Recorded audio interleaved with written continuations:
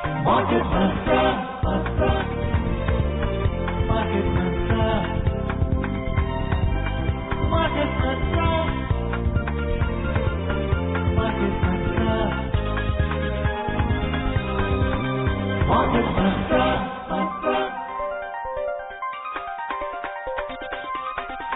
Market Mantra. Welcome to this edition of Market Mantra, in which we give you a complete update on the economic, business and stock market news of the day. I'm Arjun Chaudhary and with me is my co-anchor in Hindi, Amit Goel. नमस्कार, market मंत्र कार्यक्रम में आपका स्वागत है। आज के अंक में देश विदेश की आर्थिक गतिविधियों के साथ साथ शेयर बाजार की हलचल पर एक नजर डालेंगे और चर्चा करेंगे। चर्चा के लिए आज हमारे साथ ऑनलाइन मौजूद हैं वरिष्ठ आर्थिक विशेषज्ञ पुनीत जैन। पुनीत, कार्यक्रम में आपका स्वागत है। धन्यवाद अमित। सबसे पहले एक नजर आज की आर्थिक सुर्खियों पर, अंग्रेजी में हेडलाइन के साथ Arjun. Equity benchmarks climb for the sixth session in a row. Sensex ends at 39,467. NSE Nifty closes at 11,648. The rupee strengthens 43 paise against the US dollar. And gold prices decline by 252 rupees per 10 grams in the national capital. आर्थिक सुर्खियों में share बाजार में लगातार छठे सत्र में तेजी का दौर।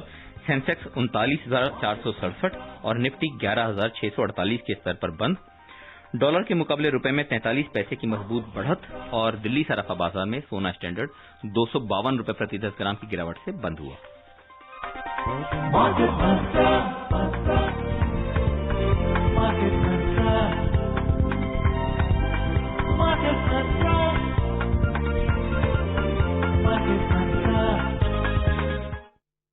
मुंबई शेयर बाजार में आज लगातार छठे सत्र में तेजी का दौर रहा। सेंसेक्स 0.9% की बढ़त से 354 अंक उछलकर 39,467 के स्तर पर बंद हुआ। रुपए में मजबूती और विदेशी निवेश में बढ़ोतरी से बाजार का रुख सकारात्मक रहा। नेशनल स्टॉक एक्सचेंज का निफ्टी 0.8% की तेजी से 88 अंक बढ़कर 11,648 के स्तर पर बंद हुआ। बीएसई मिड कैप सूचकांक में 0.6% और स्मॉल कैप सूचकांक में 0.2% की बढ़त दर्ज हुई। Equity benchmarks today climbed for the sixth session in a row following gains in bank and finance stocks, while global markets were mixed despite the US Fed outlining a more accommodative stance. Traders said a sharp jump in the rupee and unabated foreign fund inflows further bolstered sentiment. The BSE Sensex ended 354 points or 0.90% higher at 39,467. The NSE Nifty surged 88 points or 0.76% to close at 11,648.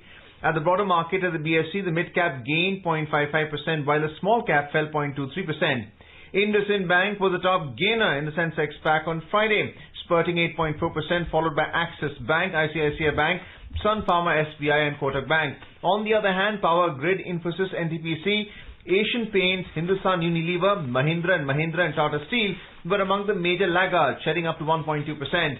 BSE, Bankex, Telecom, Finance, Oil and Gas, Energy and Realty indices rallied as much as 4%, while Auto, Utilities, IT, FMCG and Metal closed lower.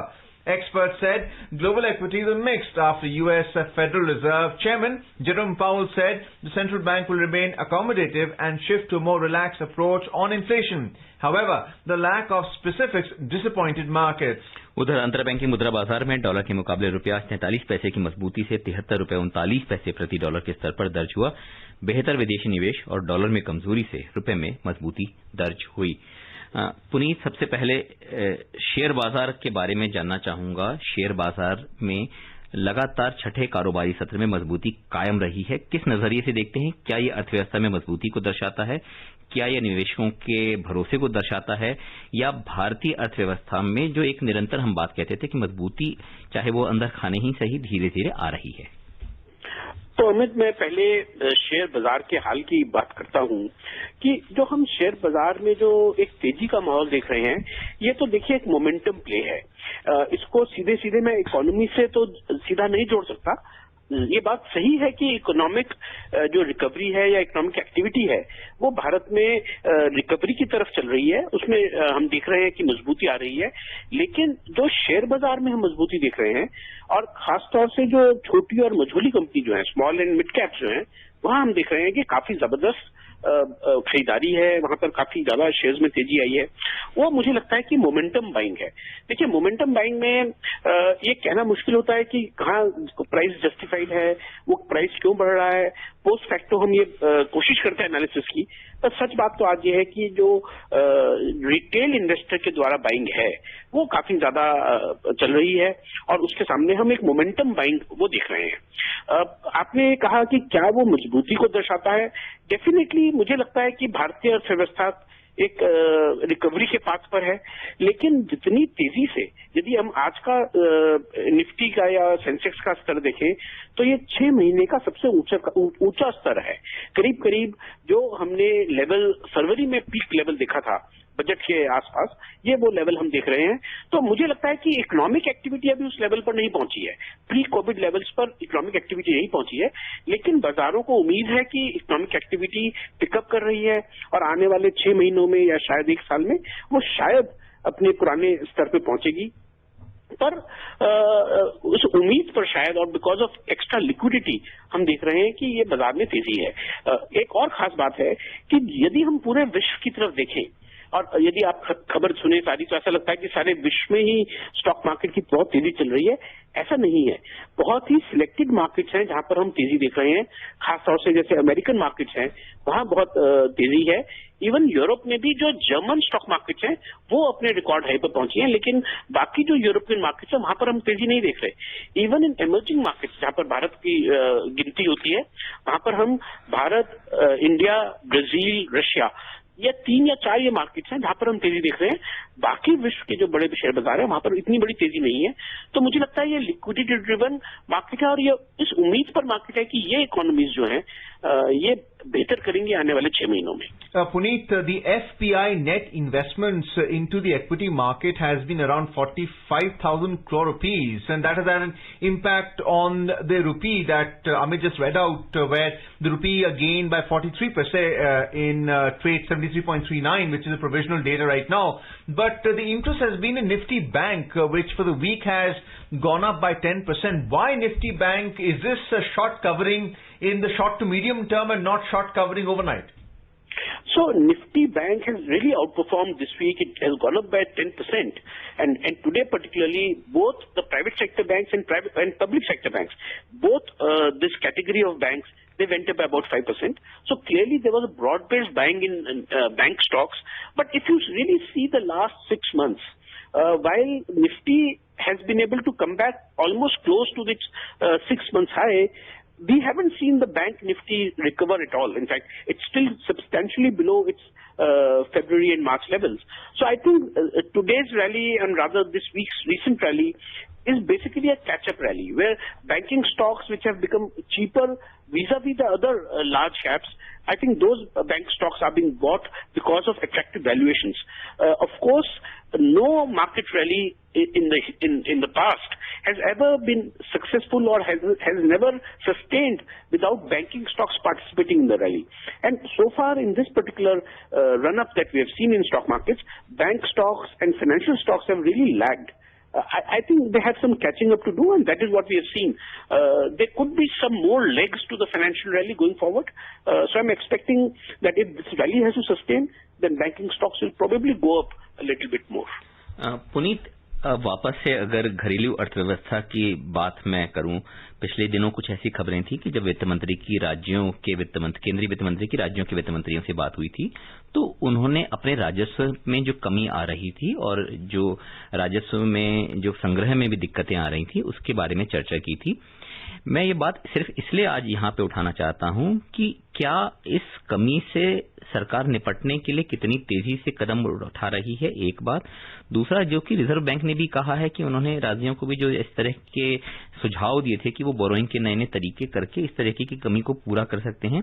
इसकी वजह से जो हमारी आर्थिक विकास में या जो infrastructure पे जो सरकार बाहरी पैमाने पे जो निवेश कर रही है या पैसा खर्च कर रही है ताकि अर्थव्यवस्था को गति मिले, क्या उसमें संतुलन और सामंजस्य बना रह पाएगा? अमित, आपने बहुत ही अच्छा सवाल पूछा, लेकिन ये बड़ा पेचीदा सवाल है क्योंकि ये बहुत डिफिकल्ट सिचुएशन है गवर्नमेंट के लिए। देखिए, एक तरफ तो रेवेन्यू कलेक्शन जो है, चाहे जीएसटी की बात करें चाहे इनकम टैक्स की बात करें, ये टैक्स की कलेक्शन जो है वो नीचे आने वाली है क्योंकि जीडीपी जो है वो डेफिनेटली इस साल वो कॉन्ट्रैक्ट करेगा 5% से 7%, ऐसा अनुमान है। और यदि रेवेन्यू कम आता है, ऐसे हालात में सरकार अपने खर्चे कैसे बकाया कर पाएगी? और दूसरी बात है कि उन्हें ज्यादा पैसा खर्च करना है इकोनॉमिक सपोर्ट करने के लिए, तो उसके लिए सरकार के पास बहुत ही लिमिटेड ऑप्शंस हैं। एक ही ऑप्शन है, वो ये है कि वो बाजार से और पैसा बोरो करे।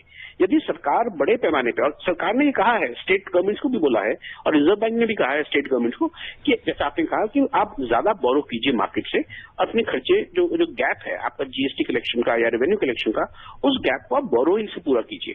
लेकिन यदि वो सरकार ही बहुत बड़े पैमाने पर बोरोइंग करेगी तो इंटरेस्ट रेट बढ़ने की आशंका है। जैसे हमने देखा कि जो यील्ड्स हैं 10 ईयर पेपर पे, वो अभी 5.8 से बढ़कर के 6.5, 6.10 तक वो पहुंच गई थी, जिसकी वजह से सरकार को नए बॉन्ड्स इशू करने में परेशानी होने लगी। तो ये एक आसान काम नहीं है, कई इसमें बहुत सारी वेरिएबल्स हैं और जो एक दूसरे से विरुद्ध चलते हैं। तो ये कहना कि सरकार आराम से बोरो करके खर्चा कर पाएगी, ऐसा बहुत मुश्किल है, क्योंकि यदि ऐसा करेंगे तो इंटरेस्ट रेट बढ़ने शुरू हो जाएंगे, जो वो सरकार नहीं चाहती। तो मुझे लगता है कि एक काफी डिफिकल्ट सिचुएशन है। बहुत बड़े बड़े एक्सपर्ट्स और रिजर्व बैंक ऑफ इंडिया इस पे अपना कोशिश कर रहे हैं। I don't envy the position they are in, पर देखते हैं, let us see. I am hoping कि आने वाले समय में जैसे जैसे post festive season economy pick up करेगी तो शायद जो रेवेन्यू कलेक्शन है वो भी शायद थोड़ा पिकअप करे और ये जो मुश्किल है गवर्नमेंट की वो कुछ हद तक थोड़ी आसान हो। पुनीत, कितना संभव हो पाएगा रिजर्व बैंक के लिए ऐसे दौर में भी जो नीतिगत जो ब्याज दरें हैं उसको बरकरार रखने में, या उसमें कहीं ना कहीं कुछ और क्या कटौती की संभावना आपको नजर आती है ताकि जो बाजार में लिक्विडिटी या जो तरलता है उसके स्तर को बरकरार रखा जा सके और जो अर्थव्यवस्था की गति है उसमें कहीं ना कहीं कमी ना आने पाए? इस तरीके की सरकार कोशिशें करती हैं, लेकिन साथ ही साथ जिस तरह से मुद्रास्फीति के बारे में भी अगर हम बात करते हैं तो जो मुद्रास्फीति का जो वर्तमान स्तर है, अगर एक विशेषज्ञ के तौर पे मैं जरूर ही जानना चाहूंगा, अगर उसमें थोड़ी सी भी तेजी आती है, क्योंकि फिलहाल ये माना जा सकता है कि खाद्य मुद्रास्फीति की वजह से मुद्रास्फीति पे काफी असर पड़ रहा है, अगर वो थोड़ी सी तेजी आती है तो क्या एक सकारात्मक कदम हो सकता है जिससे कि बाजार में अर्थव्यवस्था को भी गति मिल सके?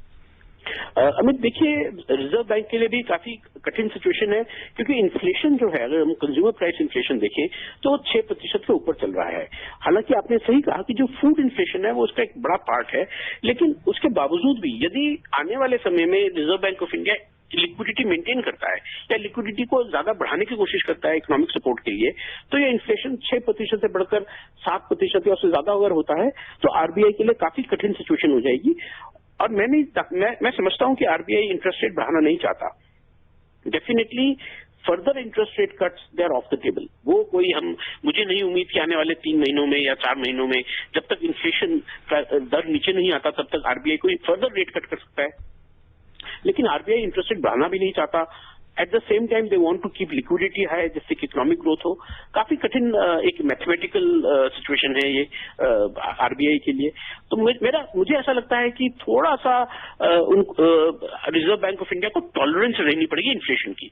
यदि कल हम देखें जो जेरोम पवेल का जो कल स्टेटमेंट थी यूएसए में, क्योंकि वहां भी ये सवाल उनके सामने भी आ रहा है, क्योंकि वहां भी इन्फ्लेशन थोड़ा सा ऊपर चल रहा है का संदेश दे रहा है और फेडरल रिजर्व के लिए काफी मुश्किल सिचुएशन हो सकती है। वहां पर यूएस फेड चेयरमैन ने कहा कि देखिए, हम थोड़ा सा हाई इन्फ्लेशन टॉलरेट करने के लिए तैयार हैं, लेकिन हम इंटरेस्ट रेट नहीं बढ़ाएंगे, जिसकी वजह से हमने देखा कि डॉलर में भी वहां पर गिरावट आई और डॉलर में थोड़ा एप्रिसिएशन हुई। तो मुझे लगता है कि रिजर्व जो भी सेंट्रल बैंक हैं दुनिया के, जो बड़े सेंट्रल बैंक हैं, चाहे यूएसए की बात करें, इंडिया की बात करें, यूरोपियन सेंट्रल बैंक की बात करें, तो ये सेंट्रल बैंक अभी हायर इन्फ्लेशन को टॉलरेट करने के लिए तैयार है और वो अभी इस चीज के लिए तैयार नहीं है कि वो आर्थिक गति को रोके। तो मुझे लगता है कि आने वाले समय में हम देखेंगे कि इंटरेस्ट रेट्स को वो होल्ड करेंगे, ना घटाएंगे ना बढ़ाएंगे, and they will wait for inflation to come down naturally over a period of time. जैसे कि सप्लाई साइड फैक्टर्स में जो प्रॉब्लम्स हैं वो कम होंगी, सप्लाई थोड़ी बढ़ेगी, तो शायद इन्फ्लेशन कम आएगा। भारत में मुझे उम्मीद है कि आने वाले समय में फूड इन्फ्लेशन नीचे आना चाहिए, इवन फ्यूल इन्फ्लेशन नीचे आना चाहिए, क्योंकि कोर इन्फ्लेशन जो है वो अभी ज्यादा नहीं है। WPI होलसेल प्राइस इंडेक्स जो हम देखते हैं वो अभी भी नेगेटिव टेरिटरी में है। तो इन्फ्लेशन का एक डिफिकल्ट सिचुएशन तो है, लेकिन मुझे लगता है कि अभी reserve bank and central bank will remain tolerant about higher inflation.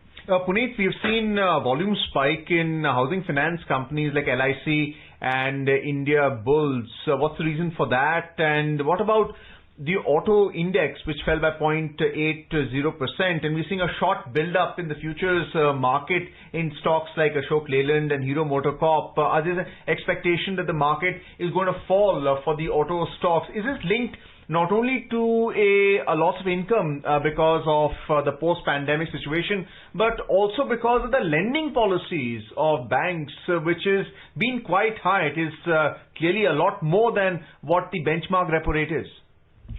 So the first issue is that the housing finance companies, this week LIC Housing Finance came out with the results, which are very good. They were in fact far ahead of market expectations. There were less NPAs, there were less delinquencies, and I think that came as a positive surprise to the market that the NPAs or bad loans in housing loans are very little. So suddenly we saw not only LIC Housing Finance doing well, we saw all of the housing finance companies, they jump up quite significantly. And I think India remains a very, I would say, unexplored market for housing finance companies even now. And there could be a lot of growth coming there. Also, we saw in Mumbai market, the government of Maharashtra, they reduced stamp duty charges by 50% in Bombay on registration of new properties. So that is likely to give a boost to the property market in Bombay, which is a very big market for India, for Indian companies. So I think all these factors are very positive. And we saw not only housing finance company stocks go up, we saw the real estate stocks also went up very sharply during the week. So I think there is a lot of positivity towards real estate in the last few days on the back of all these developments. As far as automobile companies are concerned that you mentioned, these companies have really run up a lot. In fact, if you look at Mahindra, you look at other automobile companies, these stocks have nearly doubled in the last 3 months. I think to some extent, even if you look at Maruti, it's really shot up by 30-40%. And so I think investors think, and some of the investors believe, that the prices are ahead of the fundamentals, and the prices are reflecting too much optimism on part of investors. There could be some pullback. I also believe that some kind of profit booking could emerge in the next few weeks, and that is why probably some people are taking short positions. I think it's a matter of caution that investors are adopting. नजर डाल लेते हैं एशियाई share बाजार पर। अमेरिकी federal reserve द्वारा विकास दर बढ़ाए रखने के लिए मुद्रास्फीति को उदार रखने और ब्याज दरों को लंबे समय तक कम दर पर रखने की नीति से एशियाई बाजारों में आज मजबूती रही। चीन के शंघाई कंपोजिट सूचकांक 1.6%, सिंगापुर का स्ट्रेट टाइम 0.8%, हांगकांग का हैंगसेंग 0.6% और दक्षिण कोरिया का कोस्पी 0.4% की बढ़त से बंद हुआ। जापान में आज शेयर बाजार बंद रहा। उधर यूरोपीय बाजारों के शुरुआती रुझानों में लंदन, फ्रांस के शेयर सूचकांकों में जहां मामूली बढ़त रही, वहीं जर्मनी के शेयर सूचकांक में मामूली गिरावट नजर आई। Moving on to the US market, the S&P 500 and the Dow advanced yesterday as investors digested the US Fed Reserve's new strategy to adopt an average inflation target and restore the US to full employment, as well as promising development in the fight against COVID-19. The Fed's new strategy also sent the Treasury yields higher, which gave a lift to interest rate sensitive financials. The Dow Jones Industrial Average gained 0.6% and the S&P 500 rose 0.2%, while the Nasdaq Composite Index fell 0.3%. Puneet, it seems that Jerome Powell is following the previous Fed chairman's policy as well, the monetary policy of keeping the interest rate low, I suppose following Milton Friedman's calibrated policy of what the discount rate or the rediscount rate should be. Do you think that's because they want to keep their borrowing costs when they issue bonds low? Is that the real reason why they are keeping interest rates low, not so much as to strengthen or to weaken the US currency? No. I think, see, they want to keep interest rates low because, of course, they want the U.S. government to keep borrowing. U.S. government is running a huge deficit right now. So, obviously, they're borrowing and they would like to borrow at cheap rates. But I think the U.S. Federal Chairman has very clearly spelled out the priorities of the central bank. He has said that the first priority of the central bank, and I think it is he holds a candle to all of the central banks in the world. He said our first priority is full employment. He's not talking about keeping inflation as the first priority. Whereas in India, we keep talking about keeping inflation under check. In the U.S., they've spelled out clearly that the central bank's first priority is to create full employment. That full employment should be created keeping in mind inflation. So they will remain tolerant of higher inflation as long as it leads to more incomes and more employment. I think we really need to learn some lessons from them, because in India we have been obsessed with this inflation targeting so much that over the last 7-8 years, in fact, they have killed central bank, the earlier central bank. The present central bank is very tolerant, very accommodative, and I think they are growth oriented. But unfortunately, the previous governors, Urjit Patel, Raghuram Rajan, these governors were so obsessed with inflation, with killing inflation, that in that process they killed the economy itself. I think the US Fed chair's statement really needs to be studied in detail, and I think a lot of lessons we can learn from that statement. Of course, it has implications for the US dollar, it has implications for economic growth, but US seems to be doing fine. In fact, investor optimism in US is phenomenal. They're looking at record returns from the investment. So I think the US economy is, in that sense, given that the challenges they have, I think they seem to be doing fine, and US Fed should be complimented for having done this. Well, apart from GSEC borrowing costs being low for the US government, also during COVID-19, businesses which were trying to maintain employment, full employment of their staff, were borrowing by issuing bonds. Isn't that also another reason why they are trying to keep interest rates low, so that the repayment on the part of the business when it issues bonds is also low? That is true. So the whole idea of keeping low interest rates is to make the businesses viable. And if the businesses are viable, then they will employ more people and provide full employment to US population. So it's part of a larger strategy. And of course, the US is using all its financial muscle to maintain low interest rates. In fact, the yield on government bonds in US, 10-year government bonds, is about 0.7%. And in Europe, as you know, and in many other countries, it is even negative. So US is still maintaining, I would say, higher interest rates than compared to many other developed economies in the world, particularly Germany and Japan. So it's not as if that US is really dumped the interest rates mechanism as a tool for monetary policy, but US definitely is trying to guide the interest rates lower or keep them lower so that the businesses are viable. In India, we want to do it, but of course, we have an additional challenge of high inflation, and it really shoots up. The food inflation has gone up. So, of course, RBI's problems are much more because we don't have a reserve currency. US has a reserve currency. They can go on printing currency, but India cannot go on printing currency. We have a problem. That is a challenge we face. Well, let's move on to our next story. Prime Minister Narendra Modi has said that the Pradhan Mantri Jan Dhan Yojana initiative has been a game changer in serving as a foundation for many poverty alleviation initiatives benefiting crores of people. In a series of tweets, Mr. Modi said 6 years ago, the Pradhan Mantri Jan Dhan Yojana was launched with an ambitious aim of banking the unbanked. Prime Minister said a high proportion of beneficiaries are from rural areas and are women. He said the future of several families will become secure. Mr. Modi also applauded all those who have worked tirelessly to make Pradhan Mantri Jan Dhan Yojana a success.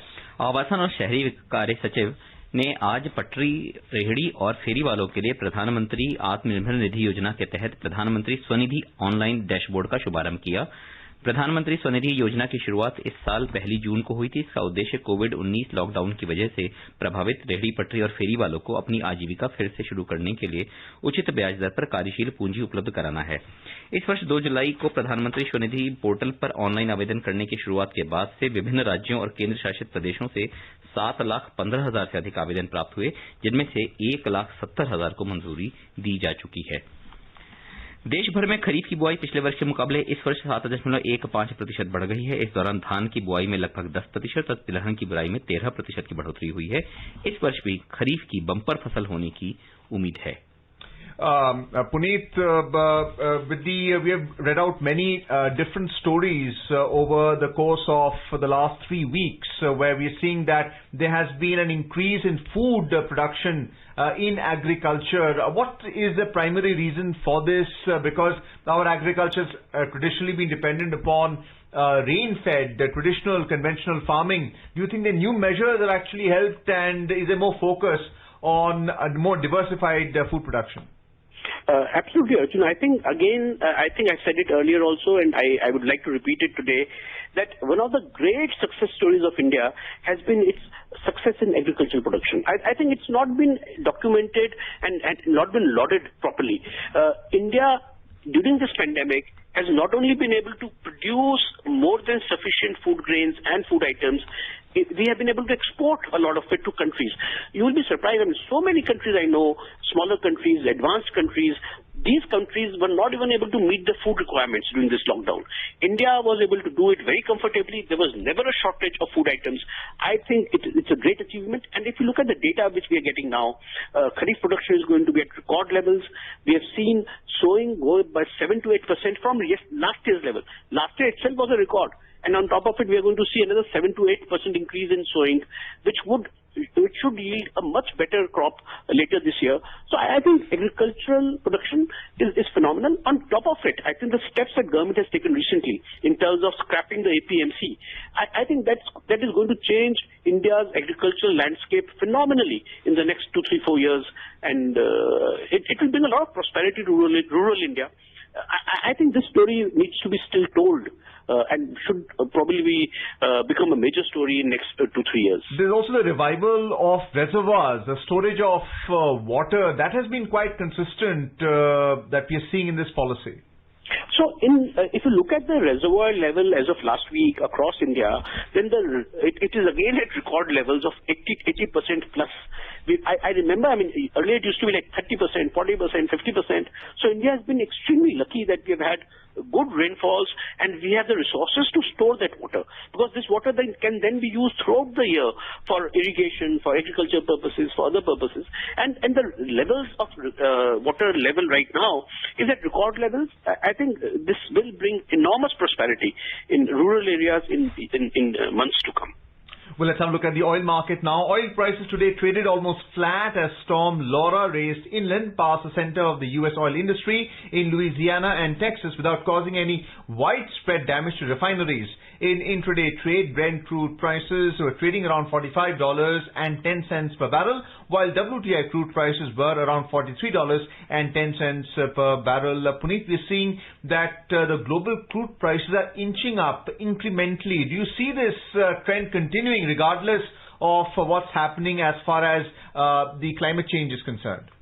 No, Arjun, I don't think the oil prices can really go much higher because of the simple fact that there is millions of barrels of oil output cut which was implemented, which has to be rolled back. It has to be rolled back within the next few months. You can't stop it. Right now, of course, consumption has gone up, but production hasn't gone up. But it is inevitable that production will have to be restored. So I expect crude oil prices to come back to the mid-30s levels in the next few months.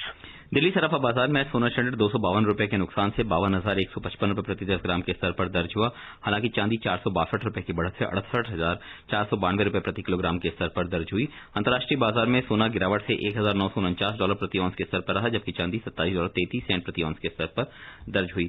Puneet, सोने को इतने दिनों से हम देख रहे थे, अब जाके कहीं थोड़ा सोना वो नरमाई के स्तर पर आता नजर आया है, और चांदी में भी अपने चूंकि रिकॉर्ड स्तर के आने के बाद से काफी गिरावट हो चुकी है। अब सोना और चांदी किस तरीके से नजर आता है? क्या इसमें ये गिरावट का दौर या जो मंदी का दौर है वो अभी कुछ समय तक के लिए रहेगा? देखिए, मुझे लगता है कि सोना चांदी अब एक स्टेबल लेवल पर जो 1950 और 2000 या 2050 की जो लेवल है उसके लेवल के आसपास ये पर डॉलर पर आउंस जो रेट है उस पर रहेगा। और रुपए के टर्म्स में आप कह सकते हो कि 50,000 और 55,000 के रेट के आसपास ये कुछ समय तक रहेगा। यही स्टेबल रहना चाहिए मेरे हिसाब से। चांदी में चूंकि बहुत सारी औद्योगिक गतिविधियां भी उससे जुड़ी होती हैं और सीधे और परोक्ष तौर पे भी इस पे काफी डिपेंडेंसी रहती है, तो चांदी की अभी भी कहीं ना कहीं ऐसे सुगबुगाहट थी कि शायद चांदी एक नया स्तर बना सकती है। देखिए, चांदी एज एन इन्वेस्टमेंट डेस्टिनेशन नहीं रहा। पहले चांदी में इन्वेस्टमेंट बहुत हुआ करती थी, इंडस्ट्रियल कंजम्पशन है, लेकिन अभी इन्वेस्टर्स जो है वो चांदी में बहुत ज्यादा कॉन्फिडेंस नहीं रखते। तो मुझे लगता है इन्वेस्टमेंट बाइंग नहीं होती चांदी में, सिर्फ इंडस्ट्रियल डिमांड की वजह से जो चांदी का स्तर है वो मेंटेन हो रहा है। पर I don't see a very big rise in silver prices going forward. Puneet, कार्यक्रम में शामिल होने और महत्वपूर्ण चर्चा के लिए धन्यवाद। धन्यवाद अमित। और अब चलते चलते एक नजर आज की आर्थिक सुर्खियों पर एक बार फिर। Equity benchmarks climb for the sixth session in a row. Sensex ends at 39,467. NSE Nifty closes at 11,648. Rupee strengthens 43 paise against US dollar. And gold prices decline by 252 rupees per 10 grams in the national capital. And that's it in this edition of Market Mantra. For now, goodbye.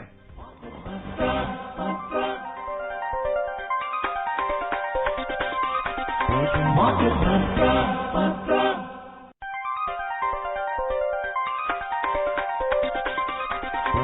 Market Mantra.